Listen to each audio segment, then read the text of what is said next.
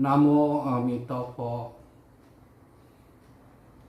Saudara-saudara sekalian, bahagia rasanya saya bisa berbagi video ini dengan para pengurus, para pandita, para umat dari Wihara Nagasena. Wihara ini memiliki sejarah yang panjang. Saya ingat, saya masih kecil ketika dibawa oleh Yang Arya Sukong untuk turut menghadiri peresmian Wihara Nagasena ini. Dan saya ingat betul, beliau pada waktu itu mendedikasikan Wihara Nagasena sebagai wiharanya para bikuni di Indonesia. Setelah itu sering saya datang menginap ke sini beberapa kali.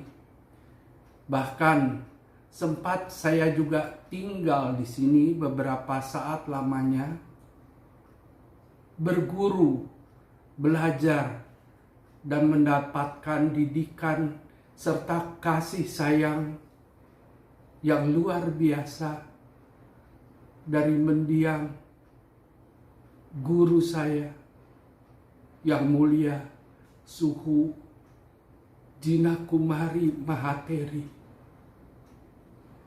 Beliau dengan sabar mendidik saya sehingga saya yang tidak bisa Mandarin sama sekali, pelan-pelan, akhirnya sedikit demi sedikit bisa belajar Liang Keng atau Nien Ching. Dan kemudian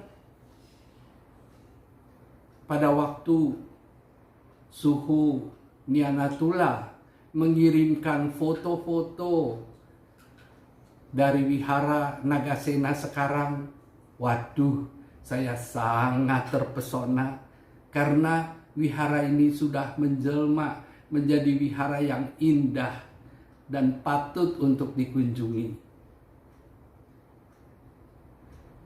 Nantilah kalau wabahnya sudah selesai, jangan lupa kita rame-rame datang ke Wihara Nagasena ini.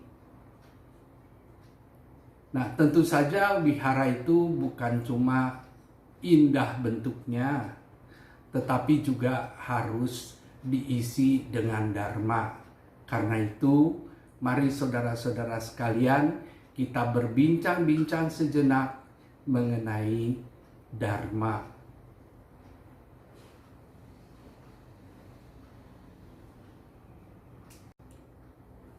Di dunia ini banyak terjadi keributan yang diakibatkan oleh salah paham. Kenapa salah paham itu terjadi? Ibu-ibu, bapak-bapak, para umat sekalian. Hal ini adalah karena kita seringkali mendengar, tetapi kita mendengar bukan untuk mengetahui, bukan untuk mengerti, bukan untuk memahami, melainkan kita itu mendengar hanya untuk menjawab. Orang yang berbicara mungkin belum selesai pembicaraannya, tapi kita sudah di sini itu mengambil kesimpulan. Saya sudah tahu dia mau ngomong begini. Berarti saya akan menjawab seperti ini. Saya akan membantah pembicaraannya. Kalau kita melakukan hal-hal seperti itu, tidaklah heran bahwa kemudian timbul benturan-benturan yang mengakibatkan kesalahpahaman. Seyogianya kita mendengarkan dengan baik. Kalau belum apa-apa, kita sudah mengambil kesimpulan sendiri, maka tidak heran seorang guru Dharma pernah mengatakan, kosongkan dulu cangkirmu. Bagaimana saya bisa mengisi Dharma kepadamu kalau cangkirmu belum kosong?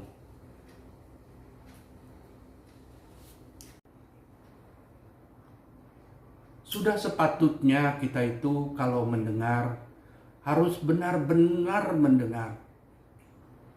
Yaitu kita mendengar itu untuk mengerti. Kalau nggak mengerti, tanya. Jadi bertanya itu adalah sesuatu yang penting.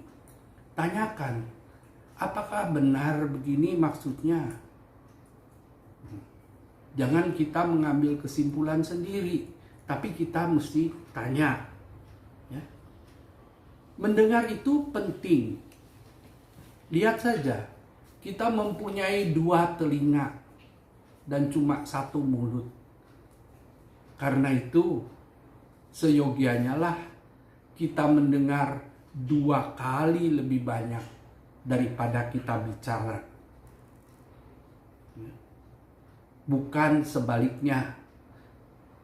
Kadang-kadang kita lebih sering ngomong daripada ngedenger. Nah, saat sekarang ini kita kena karantina, disuruh diem, ya. Bukan cuma diem di rumah, tapi cobalah kita mendiamkan hati dan pikiran kita. Ya. Kita meditasi, tapi meditasi itu tentunya bukan cuma matanya ditutup, terus pikirannya ngobrol sendiri. Pikirannya juga mesti stop. Karena itu perhatikanlah pada satu titik, satu kesadaran, satu pusat perhatian. Ya. Jadi meditasi itu berarti kita memusatkan perhatian kita dan kemudian kita mengembangkan, menyadari kesadaran sepenuhnya. Nah, kita di wihara-wihara tentunya juga pada belajar mengenai Avalokitesvara atau Kuan Im atau Kuan Se-im. Kuan itu berarti melihat, atau istilah lainnya adalah mendengar, ya, memahami, dan Im itu adalah suara. Kuan Se-im itu artinya mendengar suara dari dunia ini. Jadi hendaklah kita juga belajar mendengarkan, dan kita baru bisa mendengar dengan jelas kalau di sininya diam. Karena itu usahakanlah untuk berdiam dan belajar mendengar.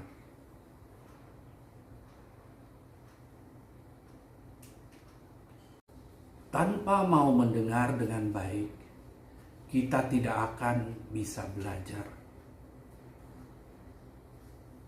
Di dalam agama Buddha, hal ini jelas sekali. Karena semua yang kita pelajari, semua kitab suci mengenai Dharma itu dimulai dengan kata-kata, demikianlah yang saya dengar. Jadi pada zaman dahulu memang tidak ada WhatsApp, tidak ada medsos, tidak ada alat tulis bahkan, sehingga Dharma itu hanya diajarkan secara lisan, disampaikan, kemudian didengarkan dengan baik. Dan inilah yang diulang oleh Yang Mulia Bante Ananda, mengatakan, demikianlah yang saya dengar. Yang Mulia Dalai Lama mengatakan seperti ini, kalau kita berbicara, itu berarti kita hanya mengulang-ulang apa yang pernah kita ketahui atau apa yang pernah kita dengar. Tetapi kalau kita mendengar, besar sekali kemungkinannya kita akan mendengar sesuatu yang baru, belajar sesuatu yang baru. Tapi tentulah itu kalau kita mau mendengar. Tidak lengkap kiranya kalau saya tidak mengutip nasihat Buddha. Ada 4 yang harus kita lakukan untuk memanfaatkan waktu kita. Buddha berkata, Kalena Dhamma Sakaca. Pergunakanlah waktumu untuk membahas Dharma. Yang kedua adalah Kalena Dhamma Sawanang. Artinya, pergunakanlah waktumu untuk mendengar Dharma. Yang ketiga adalah Kalena Dhamma Nyuta, atau pergunakanlah waktumu untuk melaksanakan Dharma. Karena Dharma itu bukan hanya diomong, tapi harus dilaksanakan. Dan yang keempat adalah kala vipassana. Artinya, sering-seringlah melakukan meditasi vipassana. Nah, akhirnya saya sampaikan harapan semoga semua sehat-sehat, semoga yang sakit mendapat kesembuhan, semoga yang susah mendapat kemudahan, semoga yang lelah bisa beristirahat, dan semoga virus ini bisa segera reda. Mudah-mudahan virusnya segera reda, jadi kita juga nanti bisa sama-sama berkunjung ke Wihara Nagasena. Jangan lupa ya, karena wihara ini sudah bagus, bisa buat selfie-selfie, katanya instagramable kata orang sekarang. Oke, 大家身体健康，再见。